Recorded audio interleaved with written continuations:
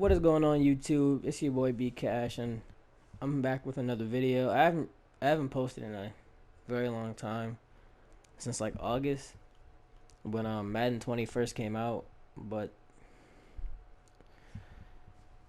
like I want to start posting, but like I don't know if I can because just based off like scheduling and stuff. But I'm here making this video. I made the graphics a while ago for this video. I never posted it. I just never had time to record it, so now I do. This is my top 10 quarterback prospects for the 2020 NFL Draft, and a lot has changed since the very beginning of the season.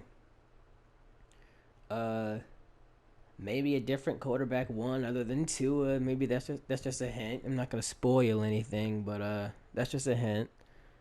So yeah, let me just stop talking and get right into the video.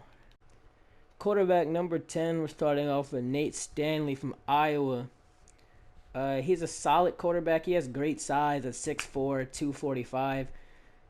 That's that prototypical size, but he has a good arm, but he doesn't have like a cannon of an arm for somebody that you would see at that stature, like a Cam Newton or a Josh Allen arm. He has a good enough arm, and he's not really that good of a decision maker. He's generally accurate, but you have a couple of air throws in there. I don't know if he'll ever like be. I don't think he'll ever be a star or anything like that.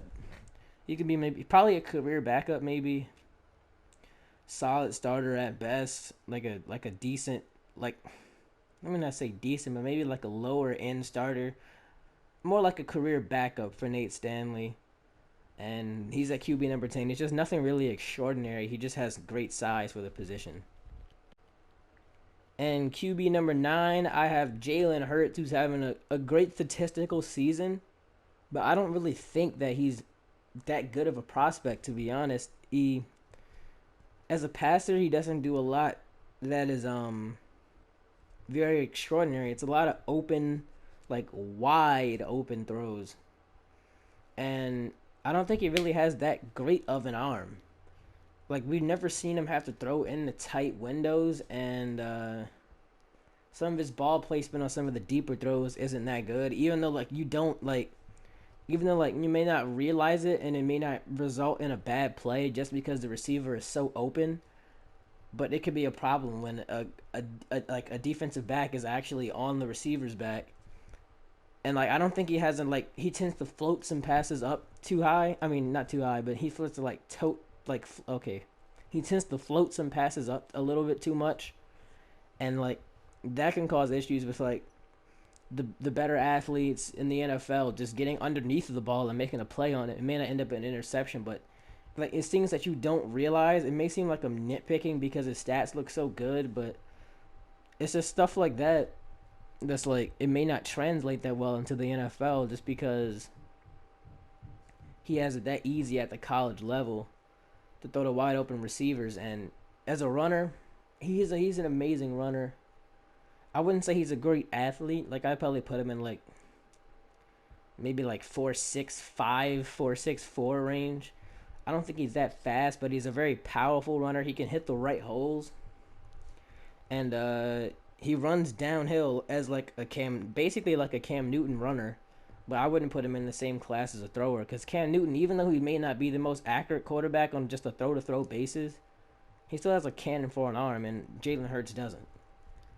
And I hate saying that people should switch their position to running back as a quarterback. Like I hated the Lamar Jackson. Like I hate it for Jalen Hurts too, but it'd just make a lot more sense for him to do it than Lamar Jackson, just because, well, one of all, I think Lamar Jackson's far better as a thrower than Jalen Hurts. And Jalen Hurts runs basically like a running back between the tackles, but I'm not saying he should switch to running back. I hate when people say that for quarterbacks, but it may be like a possible like gadget play. Like he could be like a possible gadget player and come in for like some downhill runs, like change of pace downhill runs. And like I wouldn't say that's a ceiling, like because if he can get a good scheme in the NFL, I feel like his success would be very scheme dependent. Because if he can get a good scheme in the NFL, he'll be a successful quarterback. But if he was just like I feel like you have to kind of build the team around Jalen Hurts. Like he's not like a quarterback where you could just like, I don't really know how to describe it, but you're gonna have to like specifically build a playbook and build like a whole team around Jalen Hurts if you want him to be a franchise quarterback. Now for QB number 8, I have Steven Montez from Colorado. He does have some good weapons to throw to. In Laviska Shenault. That's neither here nor there because this video isn't about receivers. But Steven Montez, he has a nice arm. He has great size at 6'5", 230. He's a good athlete. One thing that really made me put him over Jalen Hurts is that he does have that like good to like low end elite arm. So that's really what made me slot him over Jalen Hurts. Jalen Hurts, I say, may have a higher ceiling just based off the fact that like he's more accurate just on a throw-to-throw basis. Steven Montez, he'd make some boneheaded decisions. He also makes some good ones. Makes some good throws here or there. He's kind of like a hit or miss quarterback, in my opinion. Sometimes the ball placement isn't all that great. And that'd be a point to work on. And sometimes his mechanics are off. He fades away from throws that he shouldn't really fade away from. But yeah, quarterback number 8, Steven Montez. And next on the list, I have Jacob Eason. Jacob Eason, quarterback from Washington. Excuse me. He has like that kind of elite arm. He puts a lot of zip on the ball. He can fit the ball in the tight windows because of that. And he does have that. He does have that elite size for the position, as like a lot of the quarterbacks in this class do. Like compared to last year, like you had some of those guys, but you had like a Kyler Murray mixed in there, who was like 5'9". Okay, like what was he? What did he measure at the combine? Like 5'11". But this isn't about Kyler Murray. This is about Eason. 6'6", 227, has that elite size, and he actually has the arm to go with it for somebody that's 6'6", 227. A lot of zip on the ball may cost it. No, not may. It causes accuracy issues for like the short range. Puts too much zip on it. Makes people drop it. Like you just have to take a little bit off of that. He kind of struggles with the touch pass, with touch. So that could be a problem. Like Josh Allen, he has a cannon for an arm, but any throw that he has to put touch on, it's basically a dead play. Like his deep accuracy, his accuracy on deep throws is so bad, but he has a cannon of an arm. It's just that if he has to put any touch on it, it's basically never going to get there on target. I've seen him overthrow wide open receivers by about 10 yards. He just struggles with the deep ball. And Eason has some of those accuracy concerns too. He's generally more accurate than Josh Allen. But he gives me some of those Josh Allen vibes because he struggles with touch passes and just rockets the ball in on basically every throw. And it could cause some accuracy concerns like Lamar Jackson had in college with the short stuff. Like he may make that exceptional tight window throw, but he'll miss a wide open flat route. And then you're just left scratching your head. But QB number 7, Jacob Eason. Now Jordan Love, quarterback from Utah State, who I actually, no pun intended, love. Last year he was much better, kind of struggling this season. Has more INTs and touchdowns, but like I haven't watched every Utah State game. I've watched like 3 or 4. There are a lot of drop passes. There's a ton of drop passes. His receivers are god awful. There's a ton of drop passes in there. Even though like I'd say the ball placement isn't like, it's not elite ball placement or anything. Like, but they're hitting their hands, and you'd expect them to catch the ball, but they're not. That's an issue. That's why his stats look the way they do. There's a ton of drop passes in there. But what I like about him, he has a great arm, great size, which like the size thing is kind of getting fizzled out in the NFL. Because you have people like Kyler Murray doing pretty nice, even though like I'd say his success is very scheme dependent because he kind of got like perfect scenario out of all the quarterbacks drafted. He got the perfect scenario for him: a college system and a quarterback who was like a coach that was he basically got the best case scenario with the college coach and the college scheme coming to the NFL. I didn't know. I had questions of how it would translate, and like it's not translating into wins. And yeah, but I don't know why I keep going back to Kyler Murray. This is not about him. This is about Jordan Love this time. And he kind of gives me a little bit of Lamar Jackson vibe. Not really, because like I'm probably gonna get clowned for this, but he's not really Lamar Jackson. Like he's not Lamar Jackson. He's like the way he releases the ball reminds me of Lamar Jackson, and the way he moves sometimes reminds me of Lamar Jackson. I say Lamar Jackson probably has a stronger arm and an overall better arm with like touch and velocity, which he really improved on this season. But Jordan Love, he kind of reminds me in that sense. He's a good athlete. The way he moves kind of reminds me of Lamar Jackson. Like the way he releases the ball, the way he moves around in the pocket sometimes reminds me of a Lamar Jackson. And that's why I think he has great potential. And he would be like a great pick for like the New England Patriots, for somebody like Bill Belichick to just take him and develop him into the player that I think he could be. Uh, yeah. So quarterback number 6, Jordan Love. So at quarterback number 5, I have KJ Costello from Stanford. Costello, I really liked him last year. He had a nice year last year. Showed me some nice things on tape. He can go. He's a smart quarterback, but he doesn't have that elite arm. He has an above average arm. He has good size.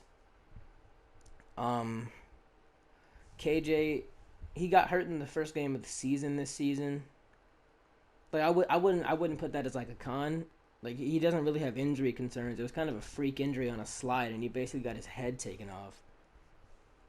And then he came back against UCF, struggled against Oregon, and then kind of revitalized himself as a kind of brought his draft stock back up against Arizona. Had a great game, 3 touchdowns, no ints, and no interceptable throws in general. Cause like I feel like that matters. Like just having a game where you have 0 ints versus a game where you have 3 ints, but 2 came off drops. I feel like that kind of matters. Like the advanced stats kind of matter, and they're kind of not as accessible for a college. So I kind of have to figure some of that stuff out by watching the tape. But he's a smart quarterback. I don't know if he will ever. I don't think that he has elite written all over him, but with a good scheme, he could be like a decent quarterback.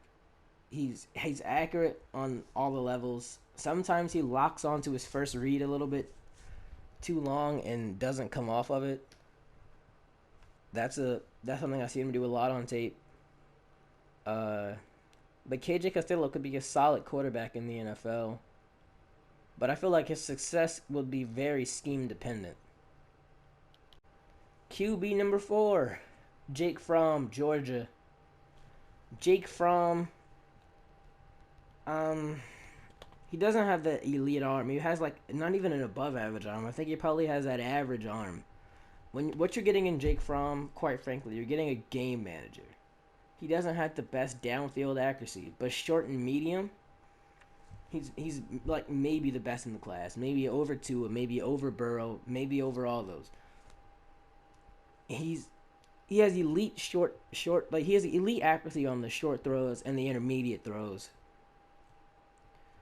But he can tend to get game manager. He had like 34 passing yards against.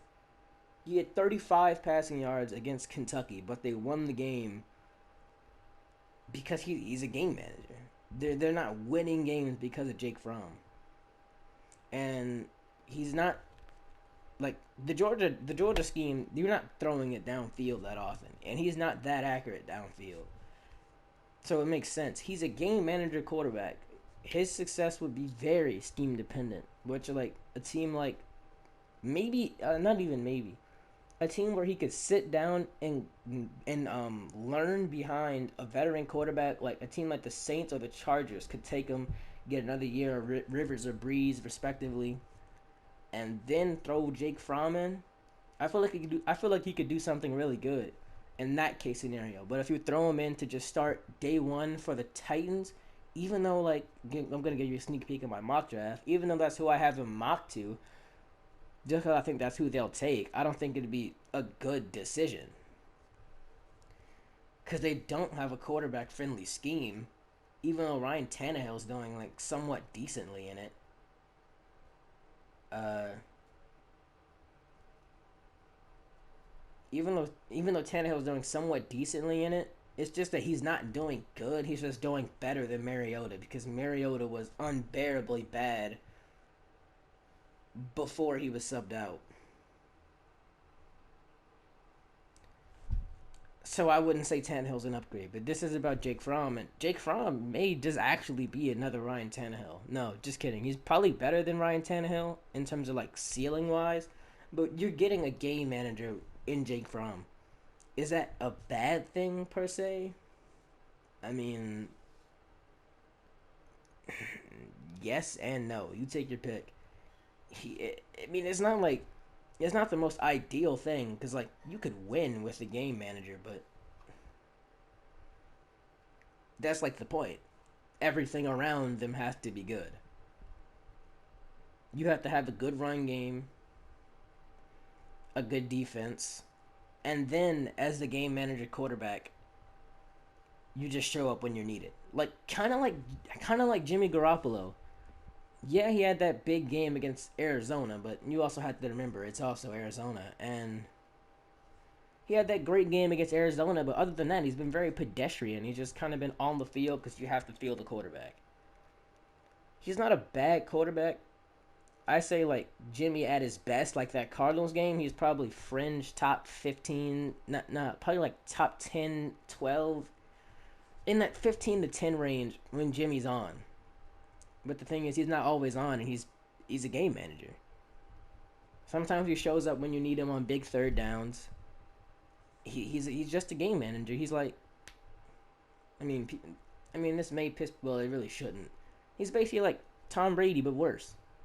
Like Tom Brady is a much better decision maker, more accurate on just a throw basis. Well, maybe not down the field because Tom Brady, well, this season specifically, down the field accuracy is quite frankly putrid from Tom Brady.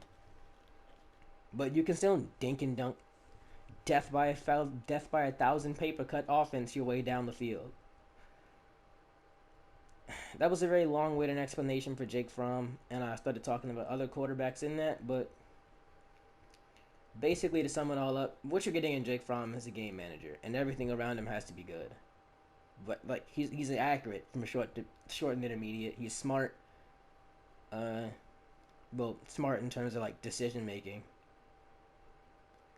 He's probably the best like processor. I'd say he's probably the best processor in the draft. I'd say in terms of like decision making and like he doesn't make dumb decisions for the most part. So yeah, that was a very long-winded explanation. Now we're on to Justin Herbert, quarterback from Oregon. 6'6", 237, and I'd say that 237 is very generous. I'd say he come way in at the combine at maybe 218, 216, somewhere around there. He looks very slight for 230. 237, that's almost 240. He looks nowhere near that. Nowhere near that. But let's start to get into the good of Justin Herbert. He has a great arm. Probably the well, not let me not say the great arm because like he doesn't have the best overall arm. He probably has the strongest arm in the class. Great arm. He can fit it into tight windows, and sometimes that causes bad decision making because like he'd say, "Okay, I'm going to throw it here. I may throw it late, uh, just because I have a cannon of an arm." But generally has pretty good decision making. He's probably the worst out of like Herbert, Fromm, Burrow, Tua.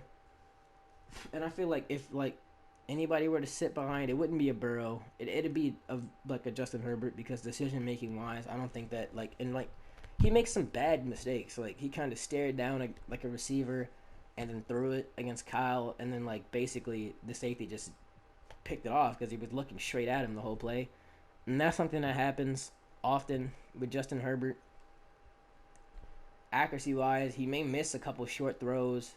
His deep accuracy isn't elite. It's not his accuracy on deep throws isn't good. I feel like he's not like he okay. His accuracy on like just like let me say like shrieks and like deep post isn't that good. But for like maybe like a 15-yard dig, he has great accuracy. Can zip it in there, and he makes those NFL throws. Now, I was gonna say something about Marcus Mariota. They run the same offense. That RPO, screen, dink and dunk, a lot of rack. But the thing with Marcus Mariota, he wasn't making the pro throws when he was asked to. Justin Herbert, on the other hand, makes the pro throws when he's asked to. He's much better than Mariota, and I'd say he has a pretty high, a very high ceiling. The ceiling is the roof. Wow. The sky is the limit for Justin Herbert, I would say. He has an elite arm.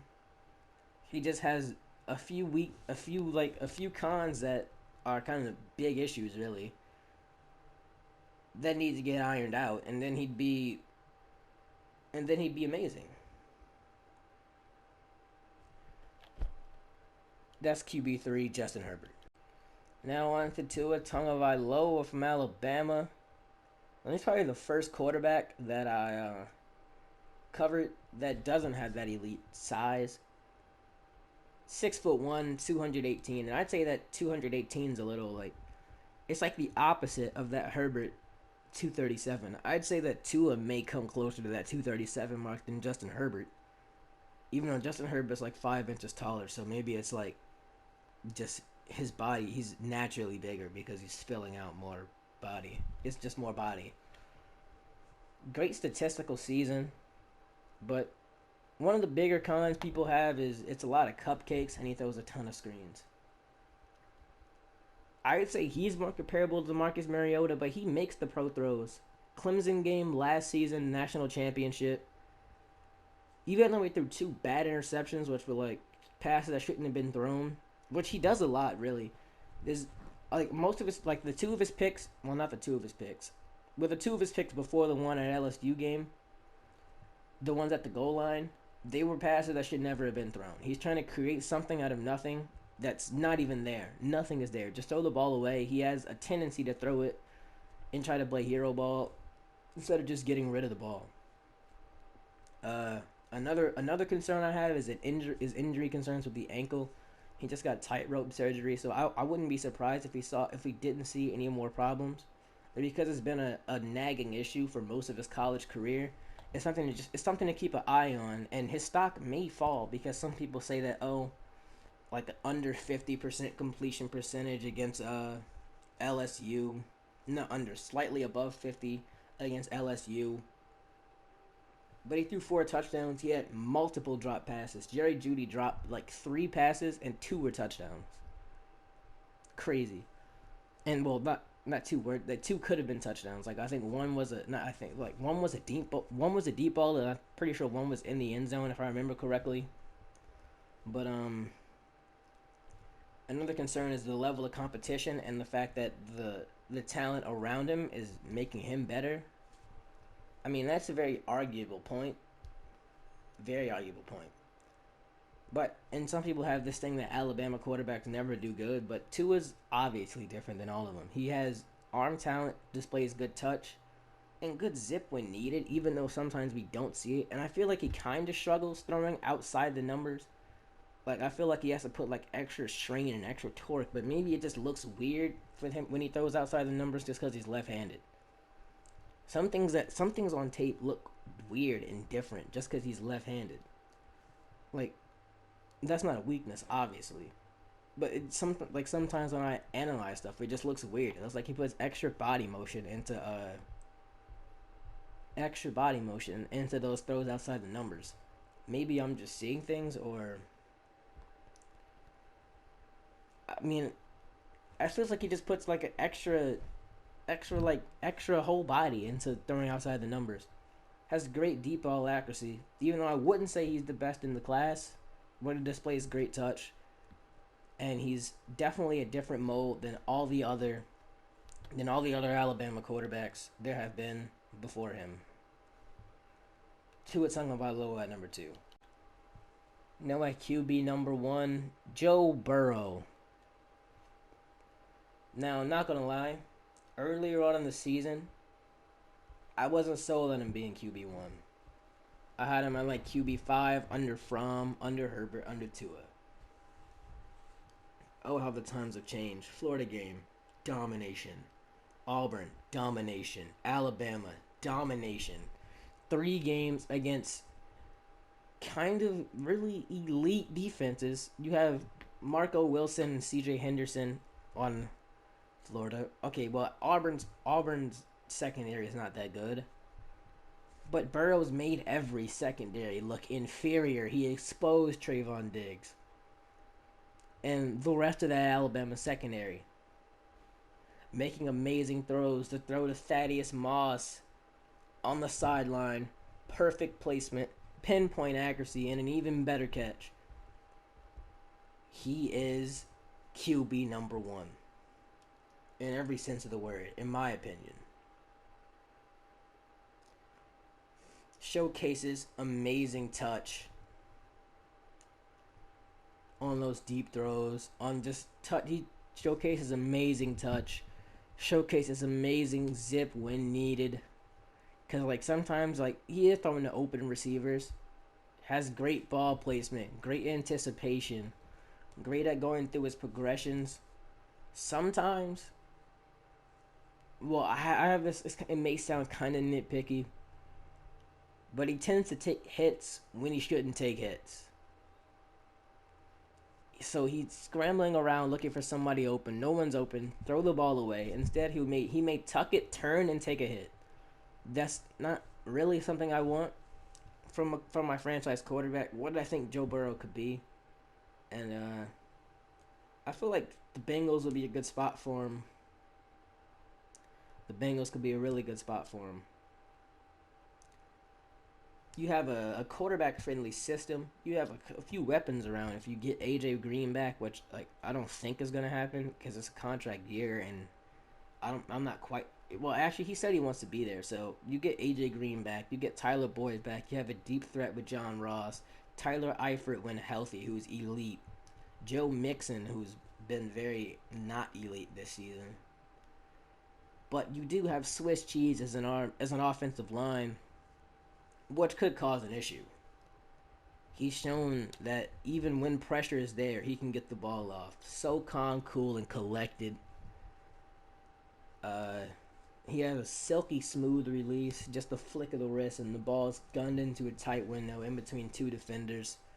Like not literally sandwiched, like when like, you know when like the line like when the linebackers and the receivers, and then you have to fit it in between the two linebackers. I see him do that on multiple occasions. He made that great throw on the sideline to Jamar Chase, I think.